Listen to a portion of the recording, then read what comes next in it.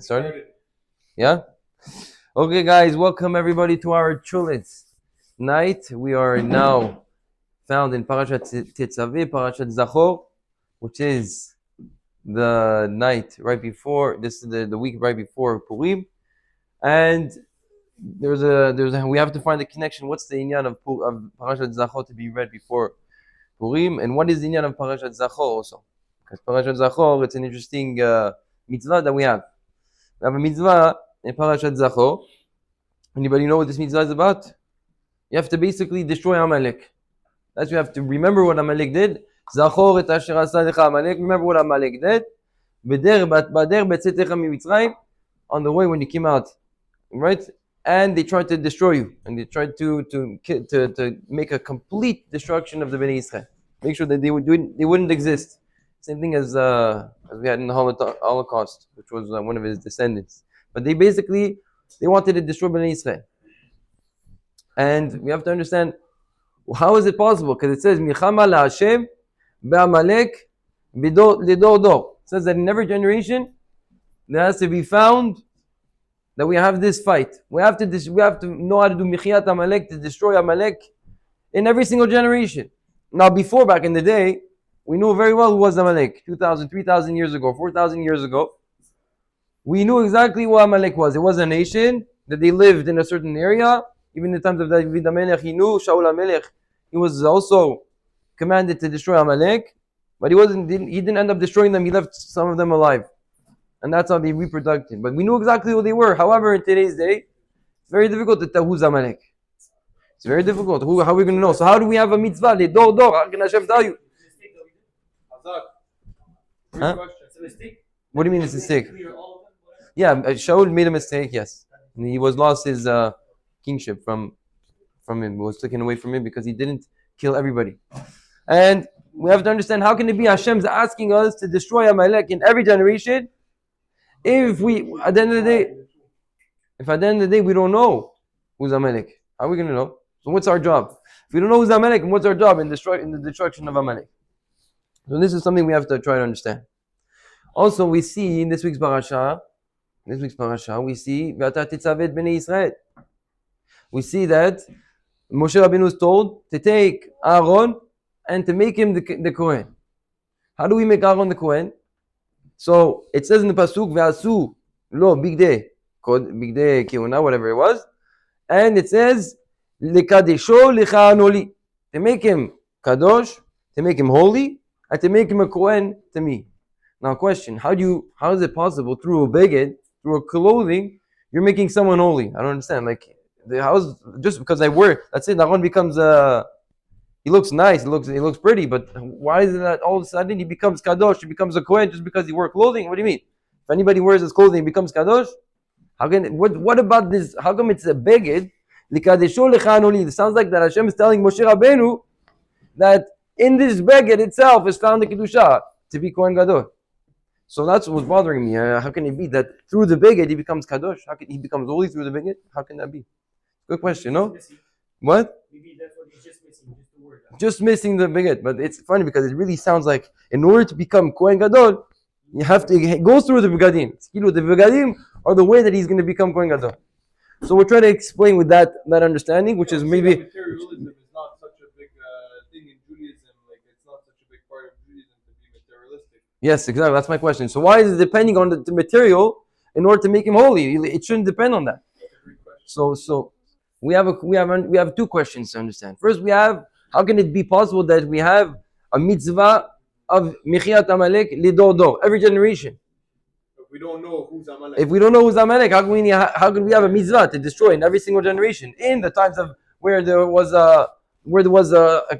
Hashem, he was connected with us through the Bet HaMikdash, and we had the Nevuah with the Nevi'im, we knew exactly who's who, they were able to read through walls. Okay, I understand. But nowadays, what? It's an expression. They could read through and see exactly who it is, if he's Amalek, if he's not Zera Amalek. But today's day, we don't know who's Zera Amalek, who's not Zera Amalek. Just because he's a mean guy, doesn't mean he's a bad guy, doesn't mean that he's Zera Amalek. So let's try to explain, how can it be, let's try to explain what our job is in this mitzvah of Michyat Amalek, in destroying of Amalek, and what our job is on Pourim. So we know the Pourim story, how it went, is that the Bnei Israel went to the party of Achashverosh, the party of assimilation, the enjoyment of the body, of the goof. And what happened? Consequently, it was a time when Haman said, that's it, we got them. We got them to fall, we got them to go around after their desires, after their body. Hashem doesn't like that, and now we can destroy them. And Haman went to Achashverosh and he said, Achashverosh, please allow me to write a whole gezerah, a whole decree, and sign with your tabaat. And Achashverosh was also an anti-Semite. And don't forget, he didn't have the guts to proclaim it. He was a big politician. But Haman, he was the one that wanted the responsibility for it. And he said, Achashverosh, I got it done. I can do it for you. And if it wasn't for the ta'anit, the how do you call it? The fast and the prayer that we did, we would have not been saved. So we have to ask ourselves a question. When it comes to Chanukah, for example, okay, what was the threat? What was the threat was you couldn't keep your religion. And what was the reaction to that? We went to war. We went against straight the Yevanim. And when it came to Pourim, what was the threat? The threat was on the goof, on the body. And how was the reaction? We prayed. So it's interesting because normally what you would do is if you're physically what the gezerah was to destroy the body of Christ, the physical.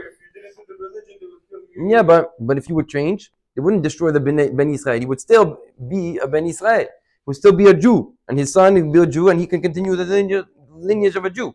However, by Haman's times, it would have been destruction completely. No more Jews exist, and if the Jews don't exist, it's finished. The world has no more purpose. The Jews, the Bnei Israel are the ones that are supposed to do the tikkun of the world. From Adam Rishon, from Avraham Avinu to Yaakov to us, we are the ones that are doing the tikkun. If not for us, there's no tikkun of the world. So again, how it's a funny reaction when the body is at stake. What should be the reaction? To go against to go physically and fight. And when they're trying to take away the Torah, take away our identity, our Judaism, our reaction should be to reinforce in the learning. How come when it comes to the threat on the Torah, how did we react? We reacted with the milchama, with war. We went against them. And when it came to Purim, we reacted with ta'anit and with fast and tefillot. So the answer to the question is like this. I heard from Rabbi Yaakov Harari. He says like this, beautiful. He says we have to understand when something happens to us, it's a message from Hashem.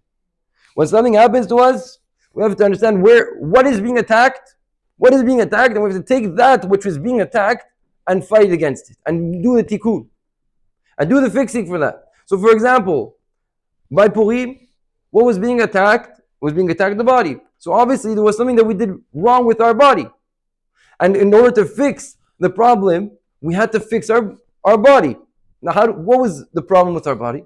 We went through, we did desires, we assimilated, we enjoyed from Achashverosh's party, we did all these shtuyot, and basically, that is what is that in essence saying? It's saying that I care more about, my body has a purpose in itself. When a person runs after his desires, when a person does his desires, it's basically saying, I agree that my body exists even though I have Torah and I have my body also. It's two different things, and I can enjoy from my body. My body has an independent source. My body has an independent world.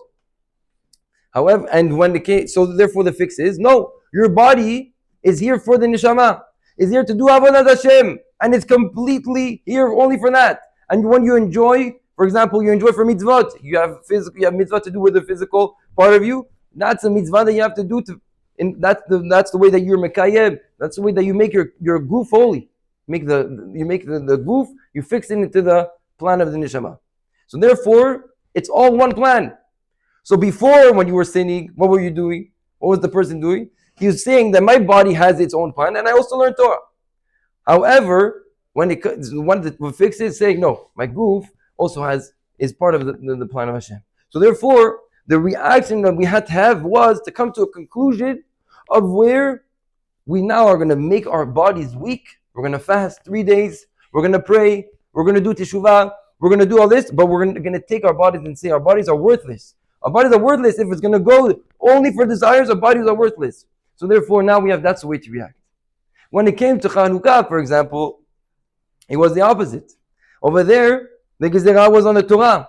That means that Hashem was saying a message that the Torah was not being kept as properly as possible. It wasn't kept as good as possible. There was missing connection. There was missing the love towards the Torah. Maybe they were learning Torah, but they were missing something. They didn't do it with full heart. So therefore, what they had to do was show Hashem that everything that we are here for is only for the Torah. So we're really willing to give up our souls. We're willing to give up our lives. Our lives are completely dependent on the Torah, completely dependent on our neshama. And therefore, that's what they were coming to do. They were showing Hashem how much they really wanted the Torah. That's how much they were able to give themselves over, even if they were willing to die. That was the fix by Chanukah. And by Pourim, the fix was in order to show that the body is not important. Before I gave importance to the body, now I'm telling Hashem, I'm giving them. And that's why in both stories, they were saved. They were saved in Chanukah because they went against the war. They were saved. Why? Not because they just went to war, but because they were willing to give up their bodies for the sake of the Torah. For the sake of not to show Hashem, we don't want to assimilate, we don't want to lose ourselves. And that was their fix. But that was an understanding that they came to. The understanding that they came to, that's what saved them. And by Pourim, they came to the understanding through the tefillah. They came to the understanding that their bodies are here not independently, their bodies are here in order to serve Hashem. So therefore, the steps that we have to have is that first we have to have the emunah. We first have to build the reality, and then we can trust the reality. What does that mean? That means that, let's say you're in a situation where it's difficult, okay? And you say, now I have to have bitachon on Hashem. Only Hashem can save me. Only Hashem can take me out of this problem. Habibi, it's good. But you can't just wake up one morning and say, that's it, Hashem rules everything, if that's not how you've been living the entire time. You know, sometimes you do this, sometimes you do that, you go right, you go left, you do all kinds of different things, and on one day, when something's, threatening, so therefore, you say, I have bitachon, Hashem's going to save me. So the way it works is like this. And that's not the hard part, by the way. The bitachon is not the hard part. They're saying, Hashem's going to take care of my problems. And that's not the hard part. The hard part is, what first you have to do is you have to have the emunah. Meaning you have to believe, you have to make your reality, change your reality. You have to first of all change your reality and make it that you really believe in Hashem, that everything that you are and the whole purpose that you're here for is in order to serve Hashem. And everything that you have, all the belongings that you received, everything that you own is here for the service of Hashem. And now, once that's done, whatever problem you have, you can say Hashem. Now you can, maybe I'm going to have bitachon because I really believe that this is the truth. I really believe that the plan is Avodat Hashem, and I really believe that when you're going to give me the Yeshua, I'm going to keep. So therefore, when you're going to give me the Yeshua, I'm going to keep doing the Avodat Hashem. Because if Hashem just takes you out of the problem without you building your reality in advance, there was no point of the Nisayon. The point of the Nisayon was not in order to see if you're going to have the bitachon. The point of the Nisayon is not going to. It's not just there to see. Oh wait, let's test him and see if you really trust if I exist. That's not the point. The point of the Nisayon, the point of the hard time is in order to change your reality, to make your reality a different reality, a better reality, one that's more involving Hashem, and then you can have the bitachon. Because you did the teshuvah. Now you did teshuvah, now you say Hashem, I did teshuvah, now I have bitachon, you're going to save me. And that's the easy part. Once you already built yourself, your ideology, your world has changed, then to have bitachon, it's like, what do you mean, Hashem? What else is there more to do? I'm already doing your will. So that's what they had to do. So in both cases, they had to show that. In Chanukah, they had to show it through showing Hashem that we're willing to give up ourselves and giving up being Mesiut Nefesh 100%. And by Pourim, they showed that their bodies were different. And they changed through the ta'anit, through the affliction that they went through. That's what change their reality, and that's why they had the call to be Boteach in Hashem. Habibi, this is the message. Aaron HaKohen, when he comes to Hashem tells Moshe Rabbeinu to make the big kahuna, he tells him that this is going to be the beged, this is going to be the clothing that's going to make him holy. Now, we ask the question, how can it be that through the beged you're going to make him holy? The answer is like this, that each beged that Aaron HaKohen had to wear was representing another tikkun. The choshen was there, the breastplate was there in order for what? To show that when there was a problem in judgment, it would show exactly which way to go. It would show this is the right, this is the emet, this is the sheker, and it would be machia. It would make things clear. That was the choshen mishpat. It was choshen mishpat, the justice. It gives justice. and the tzitz would be mechaper on avodah zarah, and so on and so forth. And you can see the sources in the Chumash, in Rashi, explains how each thing was mitaken something else. Each thing had another tikkun. And when Hashem said to Moshe Rabbeinu through the begadim, you're going to make Aaron kadosh, the pshat is like this: why was Aaron zoche to this choshen mishpat, which was like the Urim Vitumim? They knew when they went to war, they knew that they were going to win only through this breastplate, through the choshen. They asked the choshen, they asked the Urim Vitumim. There was a Shem Hashem written down. It was the name of Hashem written down and was placed inside the choshen, inside the breastplate, and it would tell them if they win the war. They knew the future. He knew everything. He knew if this guy was zoche, if this guy was the righteous, if this guy was the rasha. He knew everything. Where was he zoche in that? When Moshe Rabbeinu all the way back came back from Al Sinai, and Moshe Rabbeinu said, "Why choose me? Choose my brother. He's much older than me. He's much better than me. He should become the leader of Bnei Israel." Hashem said, "Don't worry, Aaron is going to see you, and v'samach bilibo Benny." He's going to be happy. He's going to be happy for his younger brother. And that's a big ma'ana. To be happy, imagine the fact that Moshe Rabbeinu is coming. Imagine your younger brother comes, Papa, he gave me a Lamborghini. And you're like, boy, what about me? I'm the older, I should get the Lambo. Why do you get the Lambo? It's a lot of jealousy. Imagine, okay, first of all, if your older brother gets a Lamborghini, you're probably already jealous. Imagine your younger brother gets a Lamborghini. But Aaron was a tzaddik. Aaron was not someone that's he's not doing the right thing, so he shouldn't get the Lamborghini. No, he's a tzaddik. He should also get the Lamborghini. So why did Moshe Rabbeinu was chosen? He didn't ask. Aaron HaKohen didn't ask. He said, "V'samach b'libo," and he was happy because he was happy in somebody else's happiness. It's easier to be happy to show your empathy to someone that's in pain. It's almost like a chiyuv. It's almost like an obligation. But when someone else is happy, he's already happy. Why do I have to be also happy for him? Understand? That's a bigger ma'ala. When Aaron HaKohen showed that he was able to understand someone else, even when he's happy, even in his happiness, I can show my empathy or show my support to his happiness. This is a big ma'ana. This is a showing that he had his heart. He was shalom. He was clear in his heart, and with this, he was zoche to have the choshen on him, and that's why, because he cared for each Jew. So you first have to build the love. We see from this, the Chazal says the first you have to, in order to be zoche to these begadim that Aaron HaKohen had to wear. First, you have to work on yourself, on this midah that's going to get you there. First, you have to work on the midah that's going to be able to give you the merit to wear the breastplate. And then you can wear the breastplate. So and so through everything else. Aaron HaKohen had to wear everything that he wore, which was a tikkun, had to be that he accomplished what he needed to do to represent that tikkun. So this is the message. That when we receive a nisayon, it's in order to prepare for us a new reality. It's in order for us to rethink our reality, not just to be boteach, not just to have the bitachon, not just to trust that Hashem is going to take care of everything, is going to be fine. That's of course you have to. But the point of a nisayon, which lays under the situation, is the work that has to be done. The work that has to be done, the changing that you have to do, the changing of your reality. That's how you're going to accomplish Bezrat Hashem. So this is what Aaron HaKohen was zocheh l'kadishu. That's the kedusha. The kedusha is that he had to get to these places where he was meriting to wear these begadim. So Bezrat Hashem, when we come to Michyat Amalek, how does it connect with Michyat Amalek? That we have a mitzvah to erase Amalek in every generation. The point is that Michama la Hashem. The Michama is Hashem's work. But what you have to do is that you have to make sure that you're shalem. You have to make sure that you're complete. You have to make sure that you're zocheh, that you should win the war. You have to. Why did Amalek come? And why would they have the power to destroy Bnei Israel? Why did they come and attack? Nobody came and nobody dared to attack after Kriyat Yam Suf, after all these things. Nobody came and dared to attack Bnei Israel. How come Amalek came?